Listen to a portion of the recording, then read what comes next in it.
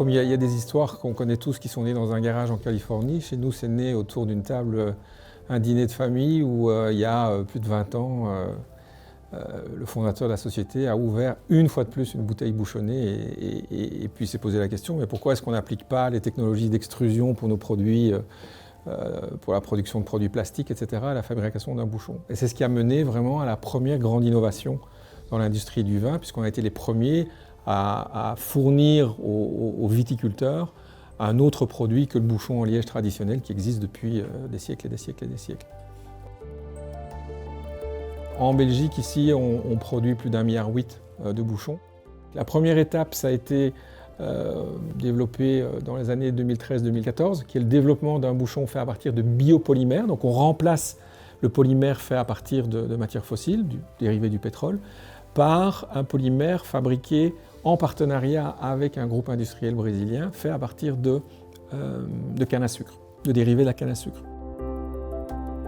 L'étape suivante, et on a commercialisé l'année passée, le premier bouchon pour bouteille de vin fait à partir de matières recyclées, donc fait à partir de plastique recyclé, donc ce qu'on appelle de post-consommation de plastique. Et on a développé aujourd'hui un bouchon complètement similaire à nos autres bouchons, mais fait à partir de matières recyclées.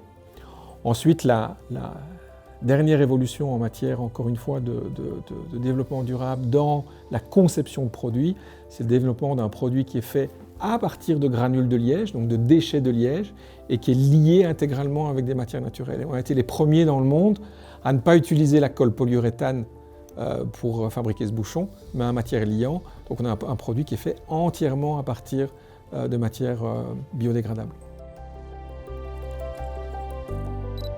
Donc nous, on a fait l'audit lié aux accords de branche. Donc on a toute cette analyse du bilan carbone de l'entreprise.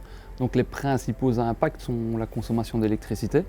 Donc c'est pour ça qu'on a mis aussi, on a commencé par mettre des panneaux photovoltaïques sur le toit, le maximum qu'on pouvait. On travaille également sur la consommation individuelle de chaque machine. On est en train d'installer des modules qui vont capter les consommations électriques pour vérifier que dès que c'est anormal, on a bien une intervention, ce qu'on appelle la maintenance prédictive. Le deuxième, généralement, c'est la consommation d'eau.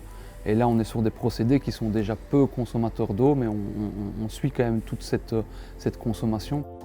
Pour nous, c'est très important, le partenariat sur toute la chaîne. On est acteur dans les clusters wallons, donc Plastiwin par exemple, on est administrateur du cluster Plastiwin parce que pour nous, c'est important d'échanger les bonnes pratiques avec nos collègues en Wallonie. Donc ça, c'est la première forme de partenariat qu'on a. On a besoin de partenariats forts avec nos fournisseurs de matières premières parce que toute notre stratégie, tout notre développement durable, toute notre amélioration continue dépend de nos fournisseurs. On doit le faire avec eux. Et alors l'ensemble de notre environnement, que ce soit le voisinage, que ce soit les associations du coin, c'est important pour nous de jouer un rôle sociétal. Chaque bureau, chaque usine du groupe doit tous les ans avoir réalisé au moins 2 actions vis-à-vis des communautés extérieures à l'entreprise. On est une société, au départ une société familiale, avec une famille, la famille Noël, qui a vraiment des très fortes valeurs, je dirais à ce niveau-là. Elle les a vraiment imprégnées, la société est imprégnée de ces valeurs familiales.